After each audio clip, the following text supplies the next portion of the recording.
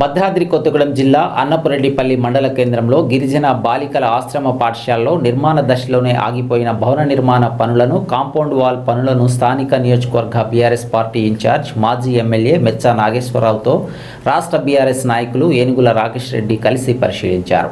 కేసీఆర్ నాయకత్వంలో స్థానిక మాజీ ఎమ్మెల్యే మెచ్చా కృషితో 5 కోట్ల నిధులతో నిర్మాణం ప్రారంభించిన భవన నిర్మాణ పనులు, ప్రహారీ గోడ నిర్మాణ పనులు కాంగ్రెస్ ప్రభుత్వం వచ్చాక అర్ధాంతరంగా ప్రారంభ దశలోనే నిలిచిపోయినట్లు వారు ఆరోపించారు.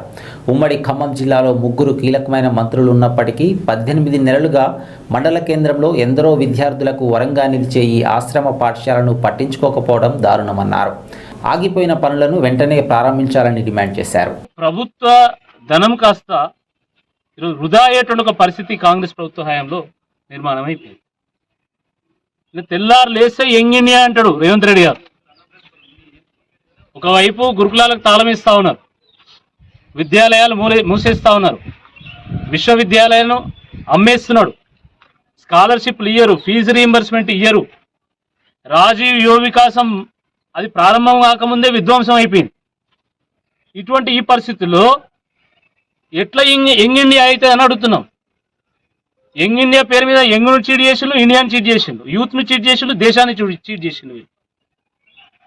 ఇంత అద్భుతమైనటువంటి ఒక ప్రణాళికతోని ఆదివాసీ గిరిజన బిడ్డలు మంచి విద్యను అభ్యసించాలి, ఈ విద్య ద్వారా వాళ్ళు పైకి రావాలనేటువంటి ఒక ఆలోచనతో మేచా గారు ఆ రోజు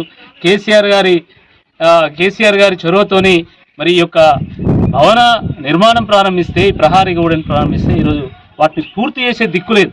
ఎట్లా పూర్తి అయితే చెప్పండి మీరు. ప్రజాపాలన కాస్త పర్సెంటేజ్ల పాలన అయిపోయింది.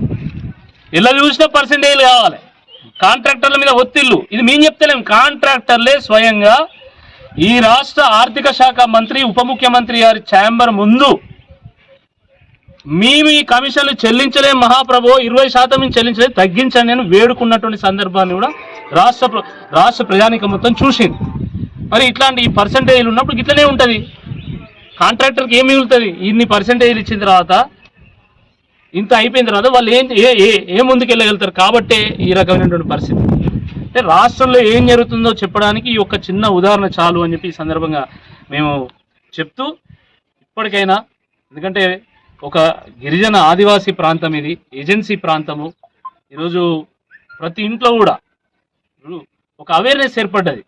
ఎకరం భూమి అమ్మైనా సరే నా పిల్లల్ని చదివించాలని అనుకుంటున్నటువంటి ఈ తరుణంలో ఈ విద్యాలయాలను ముందు తీసుకెళ్లాల్సినటువంటి బాధ్యత ఈ ప్రభుత్వం మీద ఉంది. ఇప్పుడు బళ్ళు ప్రారంభమైనాయి.